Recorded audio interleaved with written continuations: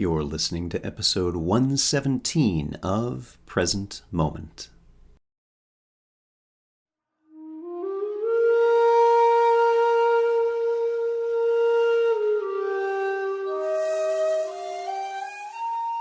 Welcome to Present Moment, Mindfulness, Practice, and Science. I'm Ted Meissner.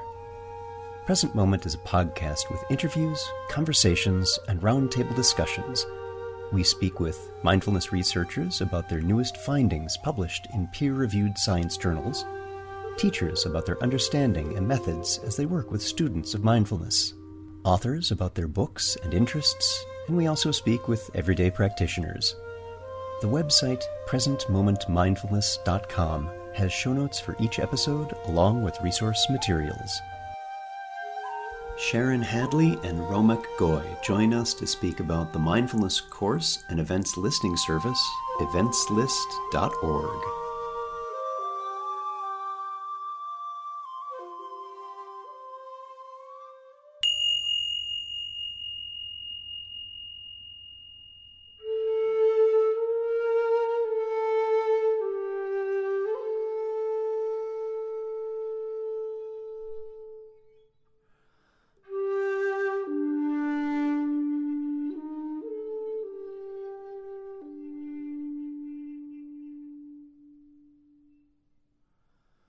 If you're listening to this podcast and find value and insights from what is shared here, know that this is made possible from your generosity and the generosity of others like you.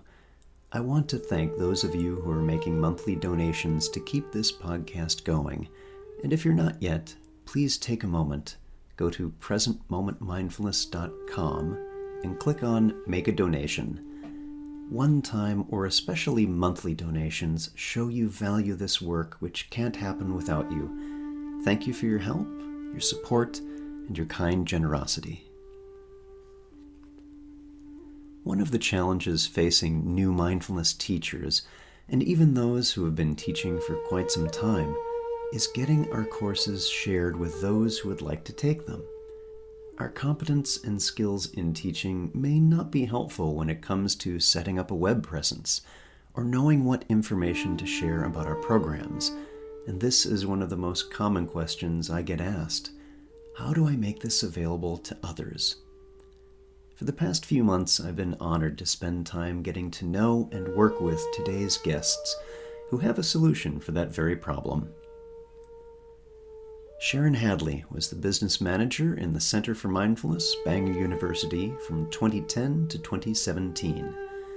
In 2017, Sharon left her university full-time position and established Project HA Limited, a company which supports business functions in the mindfulness field. Over the years, Sharon has supported many mindfulness organizations and initiatives. She worked with the UK Teachers Network to build the UK Teachers Listing and continues to manage that service. She was a director with the Mindfulness Network and more recently is working with Zindel Siegel and Access MBCT. Sharon is also a consultant for the Oxford Mindfulness Centre. From holding various roles in the field, Sharon discovered the lack of collaboration between organizations in offering mindfulness events and has established eventslist.org to support the mindfulness community to share event information. Romek is a software developer and is responsible for coding the dynamic pages of eventslist.org, the listings and the forms. Having studied physics and neuroinformatics, Romek now specializes in using his coding skills to build tech for good web applications. A long-standing interest in how insight meditation brings understanding of the human mind, combined with a passion for scientific research, helped him discover mindfulness and sustain a regular practice. Romek participated in an MBCT course in 2012 and enjoys attending mindfulness events and participating in the incredible community they foster. Our guests today are Sharon Hadley. Sharon, welcome to the podcast. Thank you. And Romek. Romek, glad to see you. Glad to see you, Ted. Thank you. So let's start by having you tell us a bit about your background so the folks listening have a little bit of understanding of some of the context of this. Sharon, let's start with you. Okay. So background about me. I did think about this kind of last couple of days, knowing we were going to do this call, and try to summarize kind of my career and how I've got to this point, and filter out the bits that wouldn't have been of any interest to people or not relevant, and keep it fairly short to give time for Romek too. And I learned some things about myself actually when I was doing that I thought I might share, which kind of gave me some insight into maybe who I am and why I'm attracted to this particular role. Please, that sounds great. That's exactly what we want to hear in the background, is how did someone else come to this kind of work? Yeah, well, I was interested to explore that myself and find out how I ended up here, because I think always growing up, I wanted to have a role that I could very easily define. So I'm an accountant, I'm a lawyer, and I've never really naturally fallen into those roles where I could quickly summarize what I do. I left school with very little, if not no qualifications, and up until very recently put that down to me not behaving very well, and I think I probably was naughty at times. But I think in kind of trying to explore myself, I think I've realized actually I don't flourish very well in environments where I can't be creative. And school and maybe some of the jobs that I've left have been because of that, but I've not realized at the time.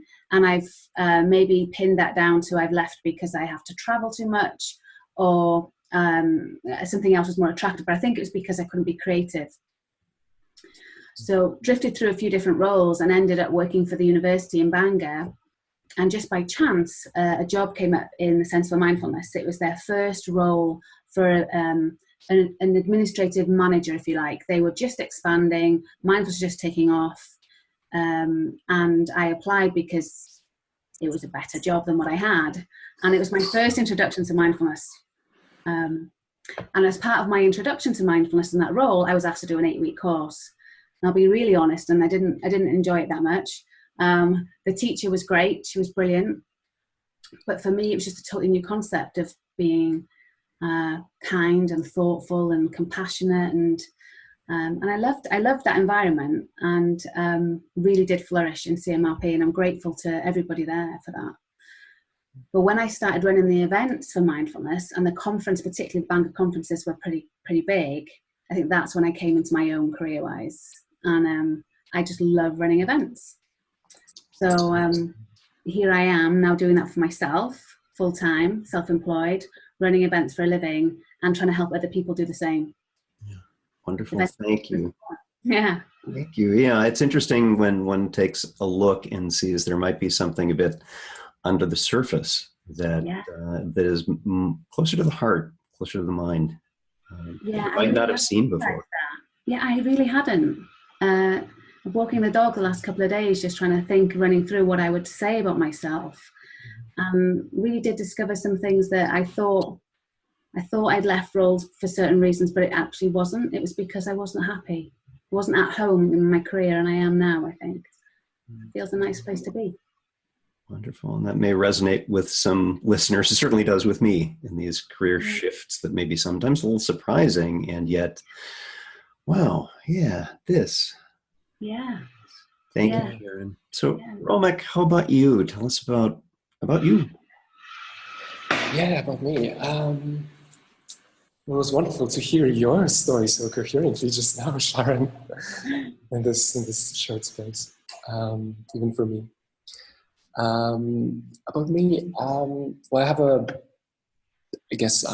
background in physics, and I started applying that to wanting to understand the brain, so to data analysis methods for MEG and EEG brain activity recordings. But I was trying to find a way to be impactful in doing that kind of work, and struggled with that. So eventually quit my PhD and started doing web application development somewhere where I could do things that would reach more people and make more meaningful change, I guess. I worked for an education technology company here in Birmingham, and all this time, throughout the years, I've had an interest in mindfulness and Buddhist philosophy, and I discovered your Secular Buddhist podcast many years ago. And then in 2011, I think I finally Googled science and meditation together and found Mark Williams' talk, and absolutely fell in love with the mindfulness movement within the mindfulness approach to Buddhist philosophy, as I tend to think about it. And that got me really into mindfulness. I started going to events a few years ago, and at one of those events, of course, organized by Sharon, I met Sharon. And one thing led to another. We started working on a few projects together, and eventually started working on events together. So here I am. And that brings us here. Great. Thank you so much for that. I was wondering how that happened and what that was. Thanks for that story. Obviously at one of the events. I'd like to add in, actually, we didn't just bump into each other at an event. Romek very kindly volunteered to support some research. And I'm just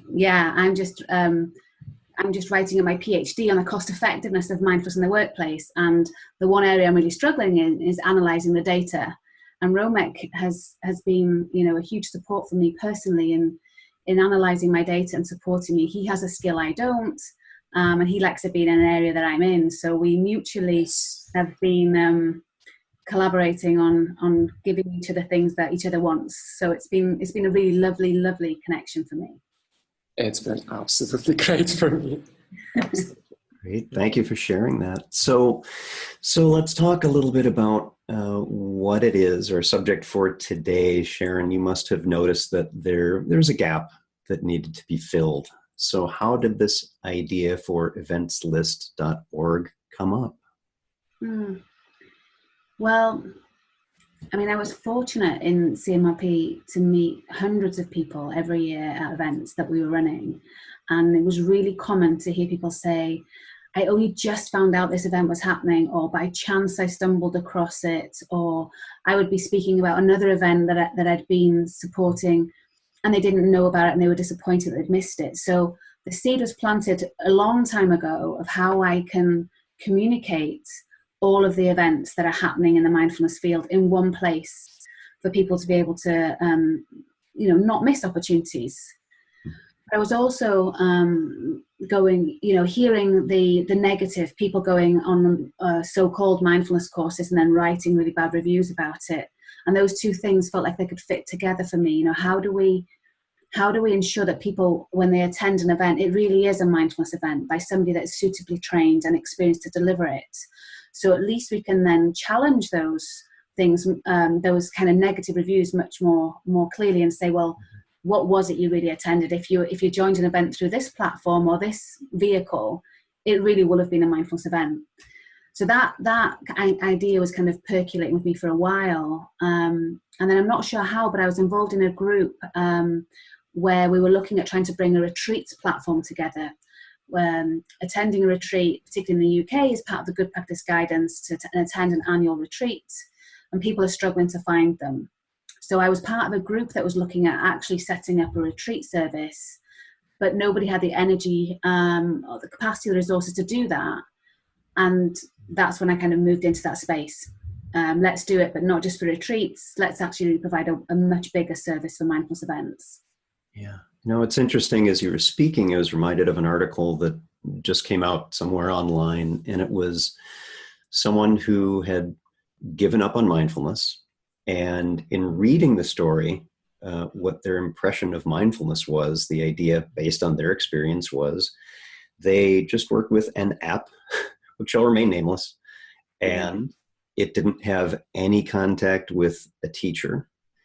It didn't have any contact with any other participants. There was no live interaction and no actual guidance. It was just listening to recordings, which, as you and Romek knows through the work that you're doing, there's a question about what is it that's actually being done here. This is one of the most important differences, I think, with eventslist.org is that one does need to demonstrate that there is a a level of credentialing that's accepted before one can list things on. So, Romek, I'm wondering for you that aspect of it and just the work itself, how has that been for you in how you think about structuring this offering online and sharing that with people? What has that been like for you? Well, not sure how much I can add, but I just think this is absolutely crucial for mindfulness. For me, I really valued having the experience of attending an 8-week course at the Oxford Mindfulness Centre, and I just can't imagine doing it with people that I wouldn't really be able to trust, or where the credentials wouldn't be there. So that aspect for me is really, really important. And what has always struck me with events lists since Sharon shared the idea with me is just how much thought, and you haven't mentioned this, Sharon, yet, I hope you will, just how much thought went into discussing everything with all of the leaders of the field. So that was really amazing for me, really important. Yeah, and this would be a good segue, actually, Sharon, coming back to you, is that process of consultation, and maybe you can speak about some of the people that you worked with in just the planning of this before starting to lay down code. What was that like? What were some interesting discoveries that you had? Yeah. Well, I knew I wanted it to be a service where people did need to demonstrate their credentials, if you like. But I'm now working with people across the world, and there are different developments happening in different parts of the world. So some places are much more strict and advanced than others. So what I was really careful not to do was to put in the criteria which would prevent people from being able to use the service, but also being robust enough so that it had some value in terms of saying that we list credentials. Probably for about 18 months before Romek and I even sat down and looked at how we could build any kind of listing process. I had various discussions, mainly with my colleagues in the UK, but some outside. But I sat with people like Rebecca Crane, Chris Cullen, Willem Kijken, colleagues of mine, friends of mine, and really explored what are the real kind of essential pieces of information that the public need to know, and that are minimum requirements for people to be a good teacher. What we can't do is we can't promise people's competency, but what we can promise is people's training. Right. So we know what we're listing. We could have just put a tick box to say, please confirm you've been appropriately teacher trained as per these guidance. And I think it's very easy for people to tick that box. And what I wanted was to give me more information than that. So we ask where somebody was trained, with who, name the teachers, name the year, name the training organisation. And those things are then publicly displayed. So it gives, I think, more confidence to people when they're looking, that it's not just a tick box. People are actually really giving some personal detail here. And that seemed to be acceptable to most of my colleagues. And then I shared that with people abroad. So Steve Hickman, and I've shared things, I've had conversations as well, shown this and run this by John Kabat-Zinn and some other people. Just, what do you think? The one area where I had most feedback, and we did do some edits, was actually the retreats. So there's been some discussions with Christina Feldman, I think, and Bridget O'Neill and Chris Cullen around what are the additional requirements to lead a retreat in comparison to, say, teacher training. And I've added those elements, those extra sections in to the application form to list a retreat. Mm-hmm. So I'm hopefully aligning to good practice guidance, to the Zindel-Siegel pathway, and other things that are already established in the field. So we're not creating a whole new set of structures. Right. So let's keep on going with that. Why don't you say a bit more about what's on eventlist.org? How does it work, whether you're someone looking for an event or someone who is a qualified teacher who wants to join it? What's that like? Well, easy, I hope. So if not, Romek needs to step back in. But Send suggestions, please do. Yeah. If I think first about finding an event, and Romek, please do chip in. The idea is that we've sectioned it into categories. We know that we're going to have people that are brand new to mindfulness, so we try to separate all the beginners events into a beginners events category, and then there's a graduate events category for people that have done the 8-week course, but they're not teacher training and not interested in teacher training, but they would like to continue to develop their mindfulness connections or experience. So those two categories, just in separate areas, but very clearly list where they can attend events, what type of events they are. And then we have the other three categories, which are teacher training, CPD or short courses for trained teachers in the main, retreats. And this is a support category, if you like, for teachers that are already trained or in training. And the structure that Romek's very skillfully built in terms of systems is that you can then separate to the different types of mindfulness interventions. So you can look for MBCT events, MBSR events, self-compassion events, breathworks events. They're all, you can separate them, or you can just say, I have a week free in August and I'd like to do a training event. I'm open to whatever that is, but I want to do some mindfulness engagement a week in August, or I'm just in the UK, or I'm just in Japan and I want to do an event this week. And you can, thanks to the sorting criteria that's just been introduced, they can now do that. Yeah. I wonder if we'll come back for a moment, because I want to hear more about how people get added to the listing, how you can offer your own programs. But Romek, I wanted to come to you and say the work that you've done around what Sharon was just describing, making it easy for people to find what they want to find in a number of different ways. What have been some of those interesting challenges that you've faced as a developer? Because you're wearing two hats in a way. You're, in addition to doing the coding and all of that, you're also thinking, okay, as a user, as someone who is a person who looks for mindfulness events myself, what is that usability side? So maybe you can say a little bit about that. Sure. I think the most interesting thing here for me has been the event categories. So initially we started with 5 very specific categories. Now we've added graduate events. We've got 6 categories. And technically, from the technological side, it was important for me to make this flexible so that we can easily add other categories now or in the future to see what's really beneficial for people when they start using the service.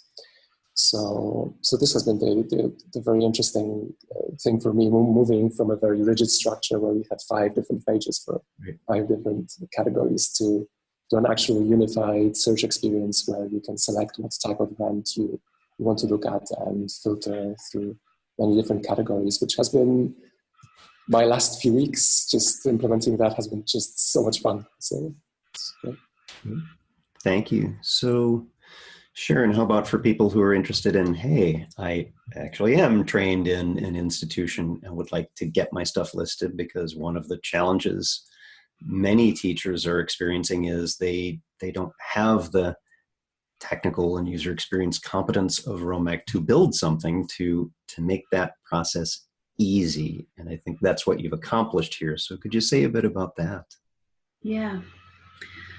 So the listing is the same as the finding, if you like. It's split into the same categories, so that each application form is asking the right questions to be able to populate with the relevant information on the other end when it comes into the find event. So for teacher training events, we ask for more information than we do for listing a conference, for example. So you'd go to find an event, and then you pick which type of event you want to list.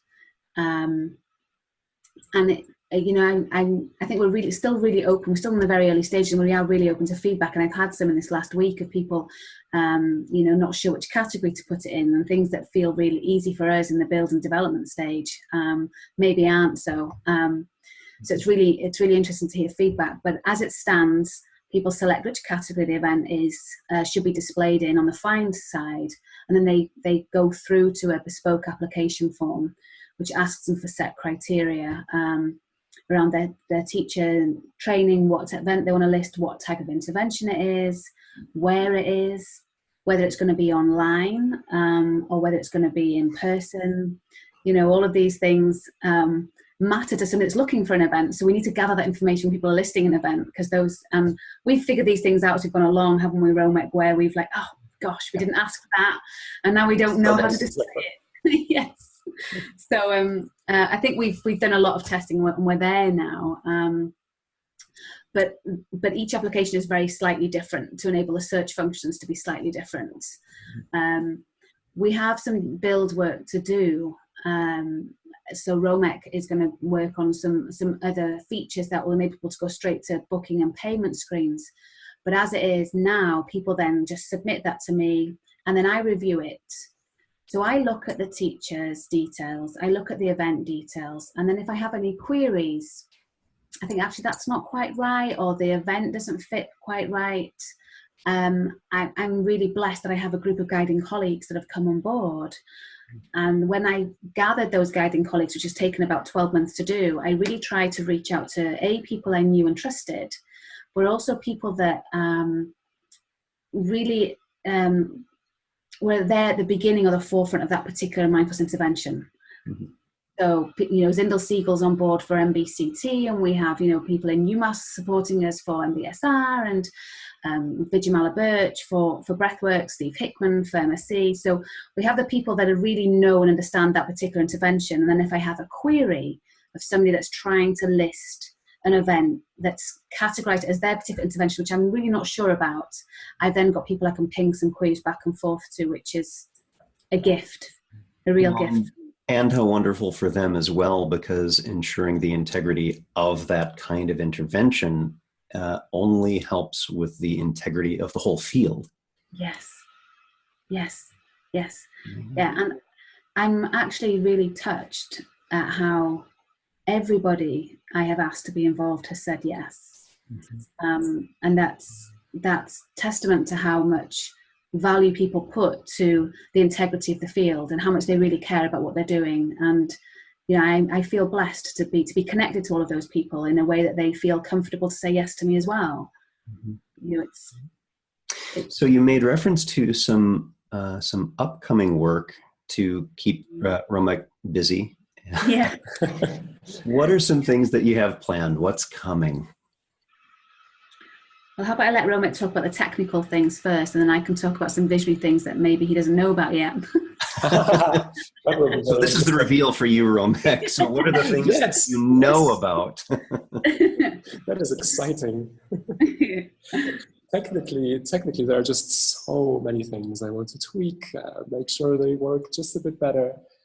Many things I'd like to spend more time on. One of the primary things, I guess, is we are currently using an external service for collecting the event applications. So we want to move that back in to make that process smoother for Sharon and for everyone using the system, reviewing the applications, and then making sure the applications actually are able to go onto the system much more quickly, rather than being edited manually on the backend side. So developing that administrative side of things is definitely technically very, very important. Then I guess I'm not sure whether these future things fit into. There are things I know of that we're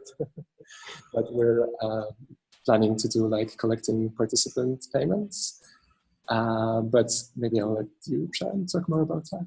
Well, actually, before we even get into that, I just want to pause here and say one of the things that I'm noticing is that, and I want to make sure the listeners understand, these are improvements that processes are working now. And one of the things that's been wonderful about watching how eventslist.org has grown and changed just over the past few months is that these are incremental improvements. And this is a kind of an agile process in the IT world. Those listening may be familiar with that, but it's the idea that you have something out and little by little, you're making it better. And it's always getting a little bit better as time goes on. And so the place we're in now, even just after a few months, is you've created and designed and built with the guidance you've had from people, professionals in the field, and from the user experience side of things, something that's really easy to use and approachable and answers the need that you wanted to in the first place. So for folks listening, that's one of the really important takeaways here, is that this is a continuous improvement on a really great foundation that was very carefully laid over time with great integrity and respect towards the field. So Sharon, what's coming that Romek doesn't know about yet? I think he does know about some of them. Thanks. Okay, so I have like 6 key things. Shall I just quickly summarize them? What Sure. I'd like. I think for me, in the future, what I want to do is continue to build the links for collaboration with regards to what's happening in the field. So my experience is that many, many, many teachers out there are working on their own in communities. And how do they keep up to date with field developments? And I think this could be a way of doing that. So if part of my vision is to keep the connections and collaborations that I have with existing organizations that are advancing the field in terms of research and good practice guidance, and I can translate those developments into the applications for events listings, then people will be informed of field developments through events. So that's one of my future aims, to continue with that. I'd like to introduce an accessibility service. So we have a stream that runs alongside events lists of people that would like to access events that can't afford it. I'd like to use some of the revenue that's created through events list to be diverted through to an accessibility pot, and teachers that list with events list can access that pot to enable more of their events to be accessible. But I'm also going to reach out to teachers that I know in the field and see if we can build an accessibility event stream where people maybe donate their time or offer their time at a reduced rate, and all of the profits go into this accessibility pot. So that's kind of my second future vision piece. I want to build a teacher listing service, which Romek does have on his list. So we provide not just a list of events, but teachers can have a home. So they can say, I am listed on events list. So we can profile the teachers and give them some public profiling that maybe they don't have already, because of what you've mentioned earlier, Ted, about, limited resources or skills in the technical field. This will be a way of them having a presence. Yeah, and even if I would add on to that, Sharon, that's great to hear, because even if it's someone who does have a very good credentialing and may have their own site, so how does the general public know? Because I've seen many sites where the person really isn't credentialed. Yeah. And being able to refer to something where there's known vetting, you can't get onto it without that, is very important to see. Yeah. Yeah, the idea would be that you're only there if you're listing events. And Romek and I have talked on the criteria around that. So maybe, if they haven't listed events in the last 12 months, they would just automatically be removed. So it becomes a live and useful service, not just a stagnant listing of people. Right. I'd like to provide some more support with events generally. So people that are not only struggling to list or promote their events, but struggling to organize events. So we'd have like an event support service. And for the teachers that are listed, I'd like to organize kind of gathering days where people can get together. And so rather than conferences that typically give them information or nourishing, but how can we do something that provides some of the practical support around event management? So some kind of gatherings around that. I think that was my 6 things that I really would like to do over the next maybe 2 years for events list. I think that's a pretty good listing, because it expands how this helps mindfulness be shared with the world. It helps those who are looking for programming to learn, to continue their practice, because as you said earlier, not everyone wants to be a teacher. They want to deepen their practice without that having to be the only path available. And I see that expanding, which is really wonderful. And also for those who they have the expertise around teaching and don't necessarily have other competencies around building sites and all of the things that takes, that has the skills needed from folks like Romek and you to make that happen. So thanks for that. Thanks for the work. And just wondering if there's anything more that each of you would like to share with the listeners. Romek, is there anything you can think of you'd just like to say to people who are listening in? Yes, something you touched on, which is definitely, I should definitely say and repeat, which is, if there's anything, I'm continuously working on the site and we're set up to make changes. And if you notice any problems working with the site, if something isn't working, or if you have any ideas of how some things could work better, there are many, many things which I'm sure will be obvious to people when they see them, like issues they encounter when using the site that we've just not been able to see because we've been working on this for a long time now.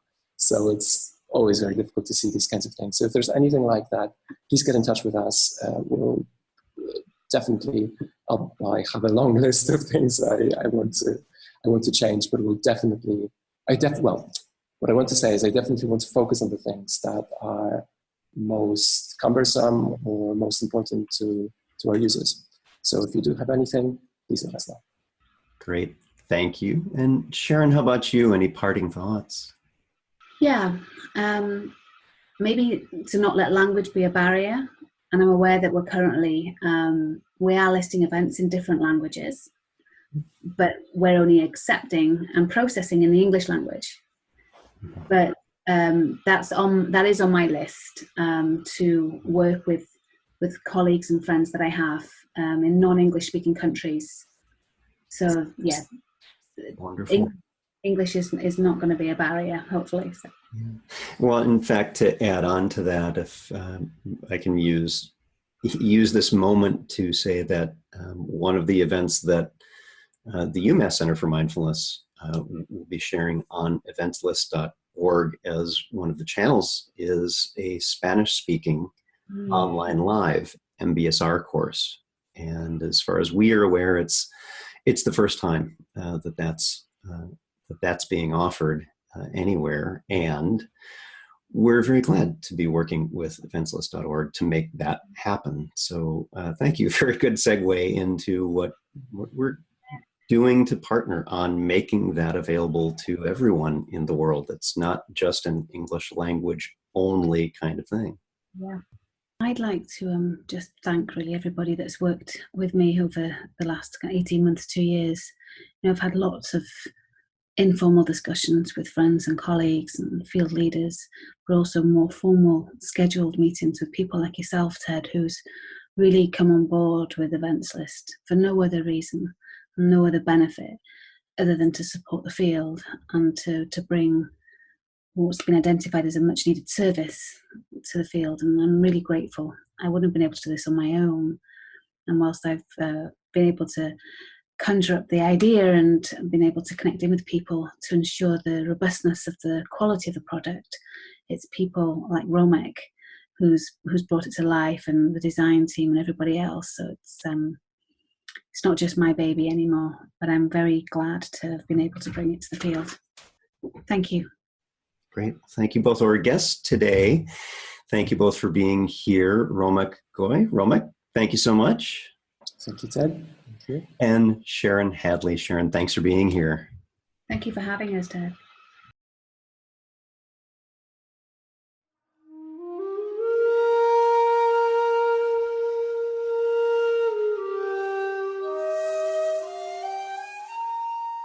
Thanks for listening. If you'd like to hear more about something you've heard in today's podcast, please come visit the website at presentmomentmindfulness.com. You'll find an entire webpage devoted to this and every episode. You can comment on the episode page and find show notes and other helpful resources for your mindfulness practice. The shakuhachi music heard on Present Moment is used by permission and through the generosity of musician Rodrigo Rodriguez. His website is linked on the Present Moment website on the About Podcast Music page. Sound editing, mixing, and mastering provided by the generosity of Anthony Dominello of StructureFromSound.com. Until next time, remember, every moment you have a choice. Make it the best you can. See you next time on Present Moment.